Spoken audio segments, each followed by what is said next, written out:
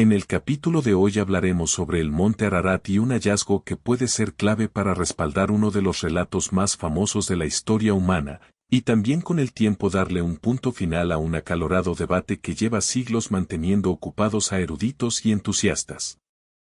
Pero antes de adentrarnos en las novedades que sacudieron al mundo científico y religioso a principios del 2025, es importante situarnos geográficamente y hacer un poco de historia para poner en contexto la magnitud del reciente descubrimiento. El monte Ararat, con una altitud de 5.137 metros, es el pico más alto de Turquía y ha sido un símbolo cultural, religioso y geológico durante milenios. Su historia está envuelta en mitos, relatos bíblicos, disputas territoriales y teorías sobre estructuras ocultas en sus laderas.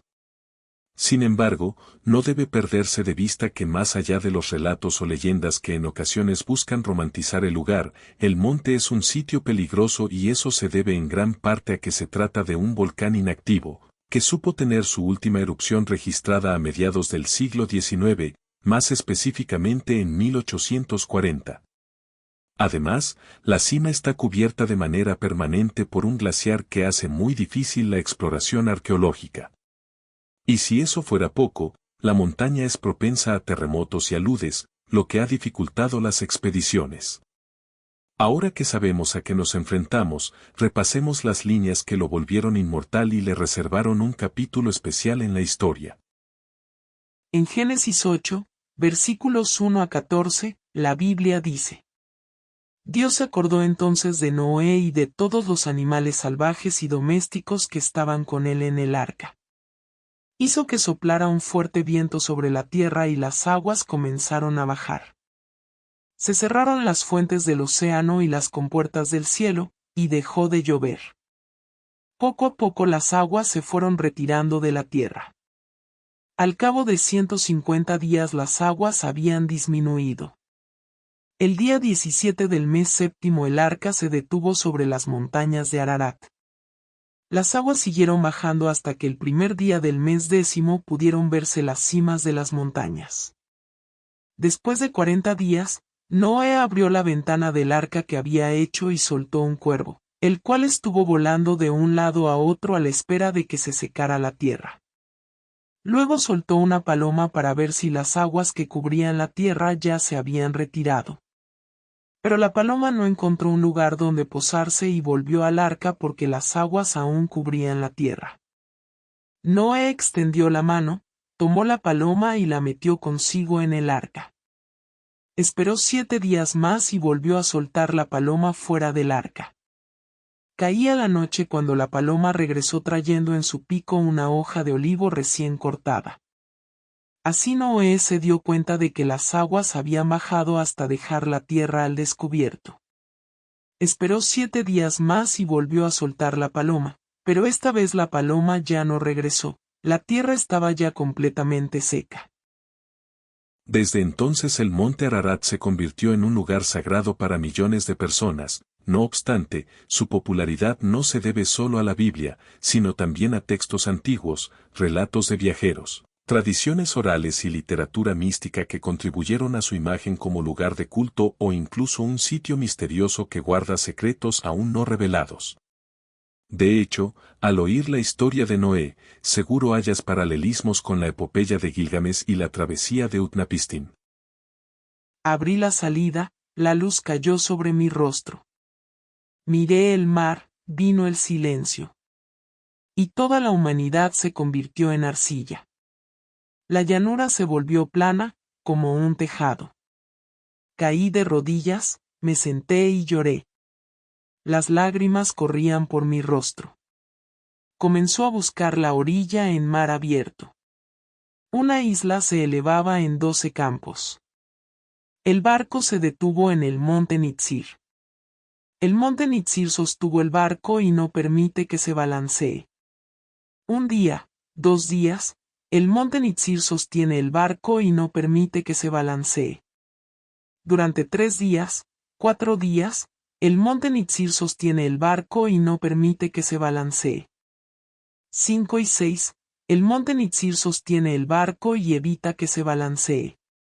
Al séptimo día, El héroe soltó una paloma, pero no encontró un lugar y regresó. Soltó una golondrina, lo mismo, solo que el cuervo no regresó, encontró un lugar para sí mismo. Entonces Utnapishtim abandonó el barco y quemó incienso, al que los dioses acudieron en masa como moscas. Aunque no es exactamente la misma montaña, los estudiosos creen que ambos relatos están conectados, máxime cuando siglos después en la antigua ciudad de Nínive, capital del imperio asirio, se hallaron tablillas que dicen que el arca de Utnapishtim se detuvo en Urartu, y gracias a numerosas inscripciones como las de rey Salmanasar III, en las que describe sus expediciones militares a esa zona, sabemos que se referían de ese modo a la región del monte Ararat. Recuerden el nombre de Urartu, porque es la clave para el video que nos convoca. Pero siguiendo con las fuentes históricas, en este caso la literatura apócrifa judeocristiana, el libro de los Jubileos, menciona que Noé ofreció sacrificios a Dios en el monte Ararat después del diluvio, y el libro de Enoc describe montañas sagradas donde los ángeles caídos descendieron a la tierra, y algunos creen que Ararat podría ser una de ellas. Respecto del Corán, en la Sura 11:44 se dice que Y se dijo, tierra, absorbe tu agua. Cielo, detente. Y el agua decreció, el mandato se cumplió y la nave se posó sobre el Yudi. En cuanto a los relatos de viajeros o crónicas medievales, podemos mencionar a Moisés de Corene, un historiador armenio que en el siglo V describió al monte Ararat como el lugar donde atracó Noé y sus descendientes fundaron ciudades. De hecho, el padre de la historia, como se lo llama en su país, al escribir el relato fundacional de su nación, funde las raíces de su pueblo con la descendencia de Noé. Haik, descendiente de Jafet, hijo de Noé y destacado arquero, se rebeló un día contra Bel, el malvado y represivo tirano babilónico, y regresó a su tierra natal, alrededor del monte Ararat, en la antigua Armenia, donde se creía que había descansado el arca de Noé al final del diluvio universal. Pero no es el único. También Marco Polo en sus viajes se refiere al Ararat como una montaña imponente y cubierta de hielo, y William de Rubruck, un misionero franciscano de origen flamenco, que en su viaje a Asia para oficiar de embajador del rey galo Luis IX ante los mogoles, menciona que las montañas de Armenia eran consideradas sagradas y que la gente creía que los ángeles habían descendido en ellas. Claro, no todos estaban de paso, desde la Edad Media hasta la actualidad, muchos exploradores han tratado de encontrar restos del arca en el monte Ararat. Algunas expediciones destacadas incluyen 1. James Price, un explorador británico, que en 1876 afirmó haber encontrado un fragmento de madera a gran altitud. Sin embargo, aunque fue respetado por sus estudios, casi nadie le creyó que alcanzara la cima de la montaña, y se adujo que el trozo de madera de 1.2 metros que había hallado pertenecía a una de tantas cruces que existen en el lugar. 2. En 1916 un oficial ruso llamado Roskovitsky aseguró haber encontrado el arca en un lago congelado en la montaña, lo que incentivó la búsqueda del tesoro por parte de curiosos y entusiastas a lo largo del siglo XX. 3. En 1949 fotografías de la Fuerza Aérea de Estados Unidos captaron una formación anómala en el monte, conocida como la estructura de Ararat. 4. En 1977 el autodidacta Ron Weir aseguró haber encontrado restos del arca en Doğubeyazıt, cerca del monte Ararat en Turquía. La estructura que identificó tenía una forma de barco y dimensiones similares a las descritas en la Biblia. Sin embargo, no tardó en ser cuestionado por la comunidad científica ya que no tenía formación en arqueología, lo que puso en duda sus métodos y conclusiones. Además, el hecho de que un equipo independiente no haya podido evaluar sus hallazgos, también le restó fuerza a su proclama, amén de que varios geólogos no tardaron en señalar que dicha estructura era una formación natural, sin intervención humana. 5. En el 2007, un equipo turco-chino habría llegado hasta el arca y filmado cortometrajes. En abril del 2010 anunciaron haber encontrado restos de madera del arca a unos 4.000 metros cerca de la cima del Ararat. Incluso, análisis de radiocarbono parecían confirmar la antigüedad del descubrimiento. Pero ahí nomás comenzó la controversia. Grupos cristianos protestantes, involucrados en la investigación, tacharon los hallazgos de fraude, aduciendo que los kurdos habían llevado restos de una antigua embarcación del Mar Muerto hasta la cima del monte. Tal acusación precipitó una respuesta del gobierno turco que se defendió alegando que era imposible trasladar en secreto tanta madera hasta la cumbre en un área monitoreada. Sea como fuere, todo quedó en tinieblas, y las chances de hallar restos del Arca de Noé en el monte Ararat volvían a foja cero.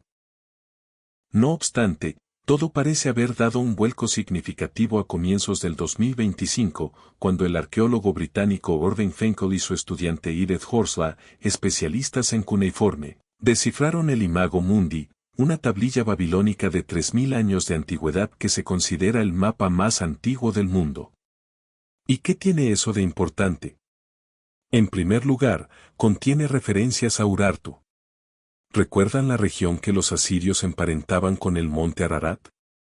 Pero más importante aún que la zona, la tablilla menciona el término Parsiktu, un vocablo utilizado por los babilonios en otras tablillas para referirse a un barco que había sobrevivido a un gran diluvio, reforzando así el relato bíblico.